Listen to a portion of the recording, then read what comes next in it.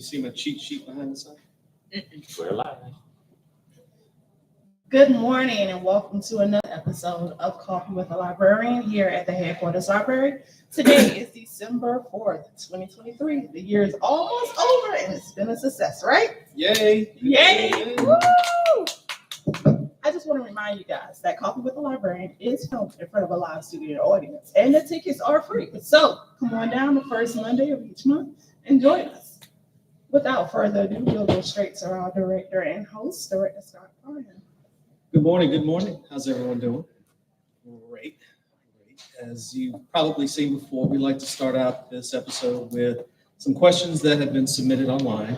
We'll talk about those briefly, and then we have a very special guest this morning that we will introduce here in just a little while. So, Kim, what do we have today?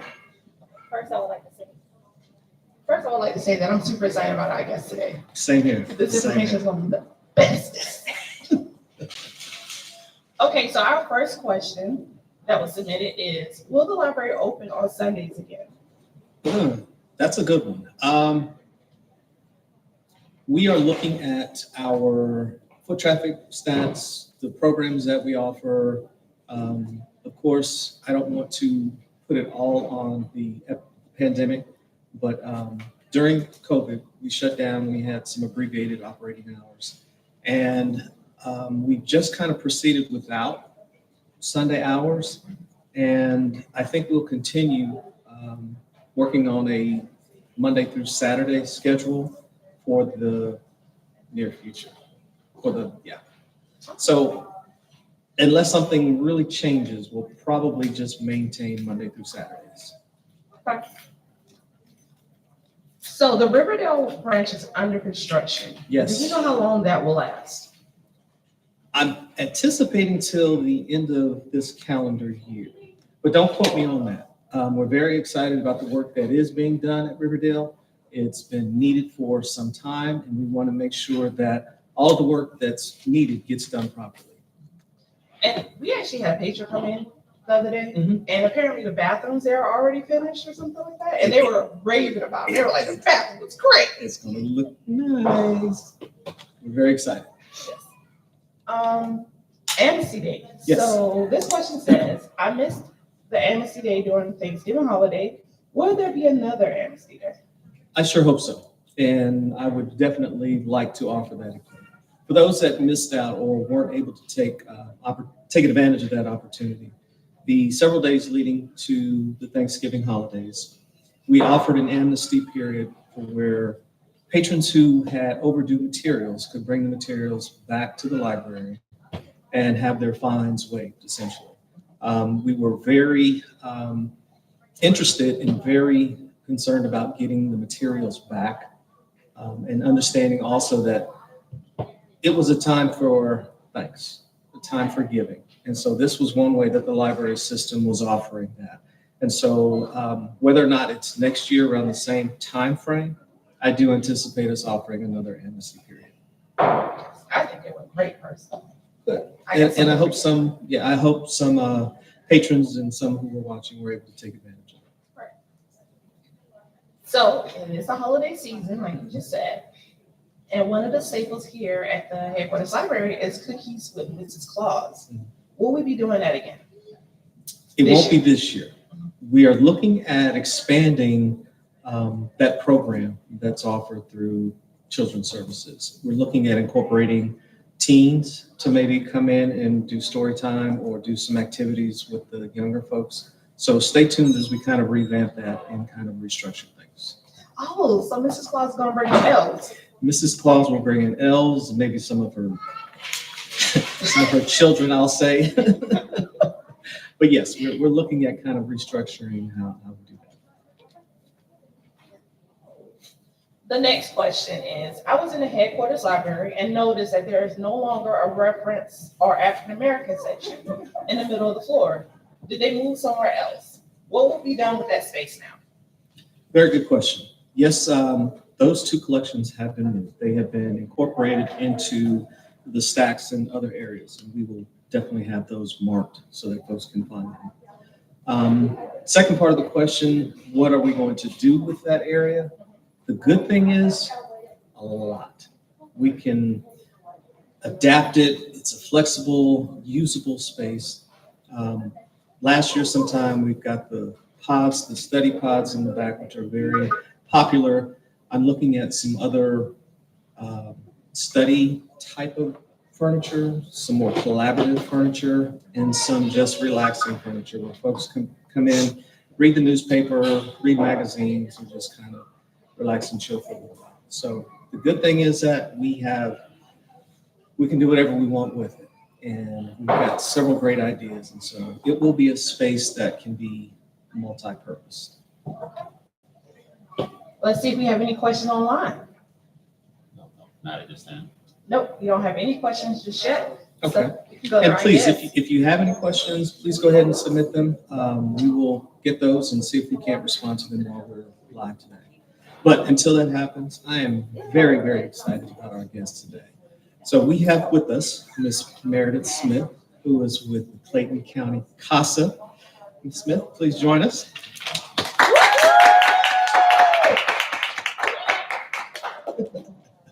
We are so excited to have her with us. I'm going to let her introduce herself and tell us a little bit about CASA and what it is that she actually does. So if you wouldn't mind. I don't mind.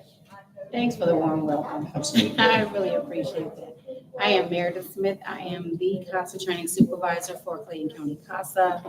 I have been on staff for maybe a little over a year. Okay. I was a CASA volunteer myself for 8 years prior to coming on staff. So now I have the honor, the distinct pleasure of teaching or training individuals how to advocate for kids in foster care. So I train all the CASA volunteers that come through. Tell us, what does CASA actually stand for? Court appointed special advocate. Okay, great. And being a CASA volunteer, how does one actually become a CASA volunteer? And well, to become a CASA volunteer, they would have, there's an application that they will fill out. They can either get a hard copy or if you go to ClaytonCasa.com, there's an online application that they can fill out. They fill out the application, I'll get the application, look over it, give them a call so they can come in for an interview. Once, the interview is done, then we do a series of background checks. Once they complete the background checks, then, I'll let them know, if they can, that I've selected them, for class. Class is 40 hours, which is 30 hours in class training and then 10 hours court observations. Okay. So once they do that, then they're sworn in and they're given a case and they go from there. Okay. Now, are there special skills or qualifications that you're looking for in a volunteer? Well, all of our volunteers have to be 21 or older. Age doesn't matter because I have one. She was in my first class. She was 72, I think. Okay. Yeah. So, but they have to be at least 21. Have moderate computer skills, written skills, effective communication skills, and just have a love for children and a heart for children. Great. And I guess the next question: once you become a volunteer, what activities or what would a volunteer actually do, and how would they be helping the court system? The volunteer, they will advocate for what's in the best interest of a child. Okay. And how they go about doing that, I call them superheroes that don't wear capes. But they will go through an investigative process. They will talk to all the parties involved in the case. From the biological parents, foster parents, if they're in a foster home, wherever they may be placed, and gather information about the child. And, just to ensure that the child's needs are being met, they'll do a court report. They'll do a monthly report too, but they'll do a court report, which will be given to all the parties, all the attorneys, and the judge. That would, be their recommendations for that child and what's in that child's best interest. Okay. Great. How is CASA different from being like a foster parent or fostering children? A foster parent opens up their home for a child who is in need of placement. Okay. So, they'll keep them until, either they're, sometimes they have to change placement, but for the most part, where they're placed, they'll stay there until they get some type of permanency. Whether that permanency is adoption, they're placed back with their parents, or some kids age out. They'll age out at 18. A CASA is it's synonymous with guardian ad litem, which means, they're their guardian until they're placed permanently. They just don't live with the CASA. They live with, the foster parent. So the CASA actually advocates for what's in a child's best interest. Great. Are there opportunities for the community to donate either clothes or toiletries? I know this is the holiday season. Yes. And so some of the children who may be in situations that aren't the most advantageous. Right. So are there ways that folks can donate? Absolutely. Well, what is this, Thursday? Yes. No. No, This this is is Monday. Thursday, December 7th. No, I'm sorry.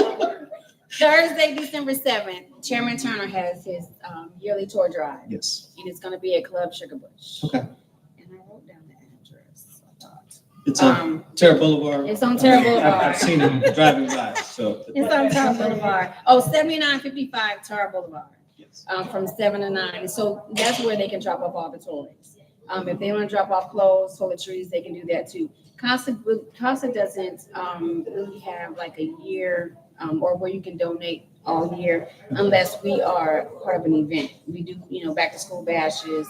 We do the Chairman Turner 5K toy drive and stuff like that. So, but if they want to donate toys, they can. Or if they want to donate clothes, toiletries, whatever they want to, they can do that on December 7th. Okay. I'll throw a curveball. How can the library system partner with CASA, either for a particular event program or even long-term? What is it that we can do to help? You can assist in helping, like you're doing now, helping us promote, because I didn't realize that, being out in the community, there are a lot of individuals who have no idea that this program even exists. Very true. That there's, there are, outside of VFAX, there are other individuals who are interested in kids and who volunteer their time, to advocate for them. So we can, I have some literature too that I forgot, but I'll bring back. Great. To leave here. But anytime you guys are having something, you guys can include us. If we're having something, we'll include you, just to keep that partnership going. Please do. And one of the reasons that we have this segment in Coffee with the Librarian is to highlight a lot of the community resources that folks might not be aware of, Right. or at least to bring more exposure to the things that are happening in the community that can benefit someone. It might be their neighbor, it might be, someone, a family member. Right. Fantastic. Right. Because I always say, even if, you don't want to be a CASA, you might know somebody who would be, just as amazing to be a CASA. So if you don't, if you choose not to, tell somebody else. Yeah. And give them that choice, give them the opportunity, because I was not aware that people did not know about CASA. And we are here today to let folks know. Yes. Great. So going along that same vein, is there a website or social media presence, so if folks are looking to get more information about CASA, particularly Clayton County, where can they go? They can go to ClaytonCasa.com. That's our website. Okay. We are on Facebook, Clayton County CASA, and we are on IG, on Instagram, Clayton CASA. On the gram. Yes, we're on the gram. All right. I'm of a particular age, so I'm learning how Likewise. So I'm learning how to do it. But there's some things that are on there now. So. Wonderful. Yeah. What else would you like the community to know about CASA that we haven't already covered?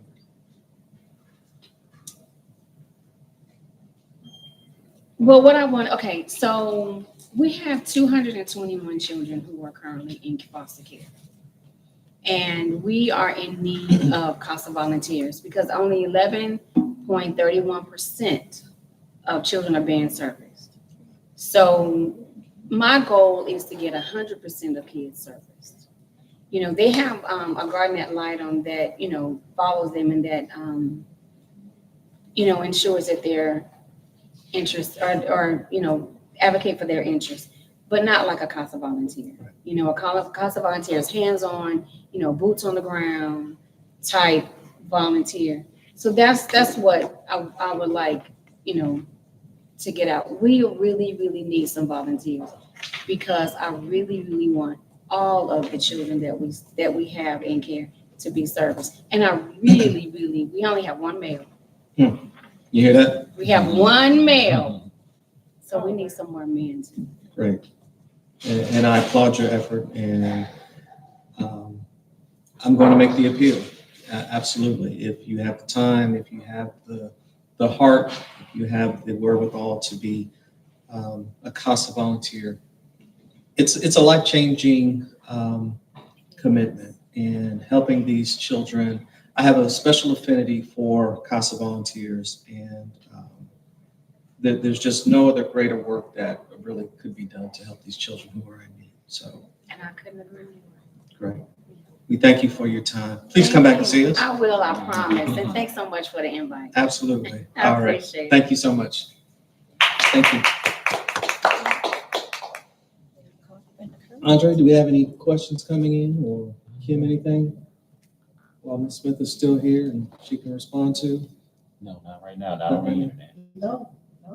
I think she did a phenomenal job. I agree. I got so much information. You guys are just too kind. Yeah, we're good. Fantastic. Well, if there are no other questions, again, please, everyone, have a wonderful holiday season. Stay safe, stay blessed, and we'll see you the next time. Thank you all. Bye.